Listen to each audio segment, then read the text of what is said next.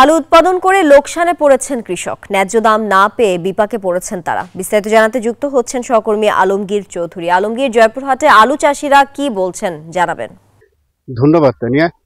আপনি জানেন জয়পুরহাটে কয়েকদিনে টানা শীতের মধ্যেও কিন্তু কৃষকরা তাদের আলু পরিচর্যা করছেন এবং আলুর যে পরিচর্যা করতে গিয়ে তারা যে প্রচন্ড শীত উপেক্ষা করে এখানে কাজ করছেন, কিন্তু সেই তুলনায় দাম না পেয়ে তারা কিন্তু হতাশ। হ্যাঁ, তবে এই অবস্থায় তারা বলছেন, কৃষকরা বলছেন যে বাজারে যেখানে 10 টাকা কেজি আলু বিক্রি করছেন, 10 থেকে 12 টাকা কেজি, কিন্তু খুচরা বাজারে কিন্তু সেই আলু বিক্রি হচ্ছে প্রায় 20 টাকা কেজিতে।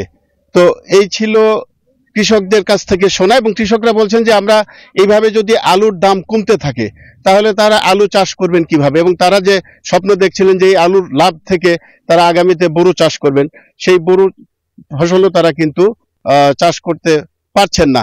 কারণ আলুর যে লস, যে লোকসান, প্রতি বিঘাতে তাদের 10 থেকে 20 হাজার টাকা তাদের পর্যন্ত অনেকের লস হয়ে যাবে। তো এই ছিল জয়পুরহাটের আলুর বাজার নিয়ে সর্বশেষ তথ্য। ফিরে যাচ্ছি স্টুডিওতে।